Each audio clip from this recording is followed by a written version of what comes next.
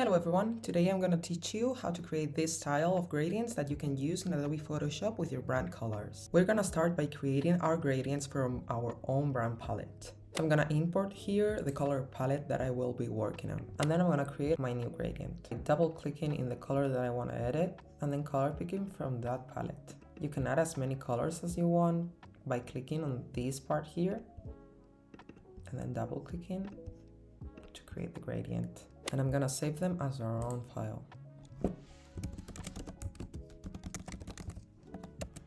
And we can delete our brand palette. Now we're gonna draw our gradient. So we're gonna press B on our keyboard to open up our brush tool.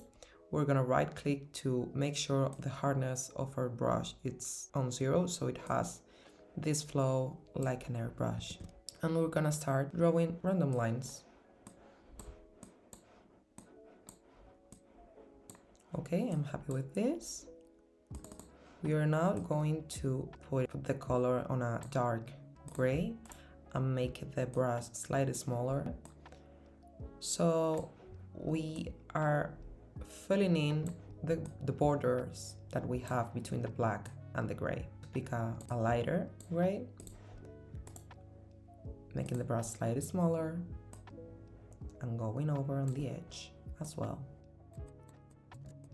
And now we're going to do the same thing with the white to have a few highlights there. Go on our layer and convert to smart object.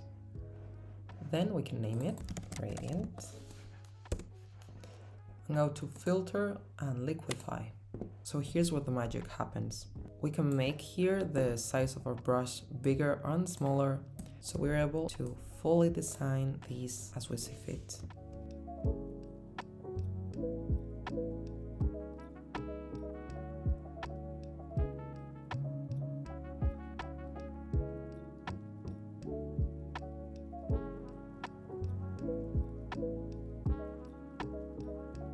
I'm pretty happy with how this looks. We're gonna hit OK. If you're not happy and you wanna edit this liquify tool, you can double click here and continue editing. Now to avoid those ultra mega harsh lines, we're gonna go to filter, blur and Gaussian blur, and we're gonna give it a bit of a soft feel. So it's now time to give some color to it. We're gonna press image, adjustments and gradient map, and here we can click and we'll see the gradients that we created before.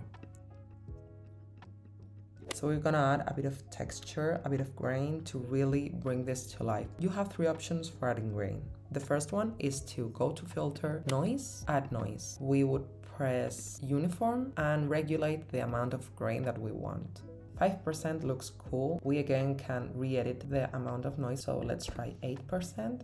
This is a bit stronger, so I'm gonna go with 6. I'm gonna show you your second option, which is clicking on filter and camera raw filter. Here on the camera raw filter we have lots and lots of options, but we're gonna scroll to the bottom and go to effects. And we have these handles to really personalize the look of the grain that we're going for. You have so many more options to edit it with. Lastly, I'm gonna show you the last bit, which is creating a new layer. Press shift and return on our keyboard and we're going to fill it with 50% gray. Then we're gonna pick the blending mode to overlay, and then on this layer we're gonna apply the noise.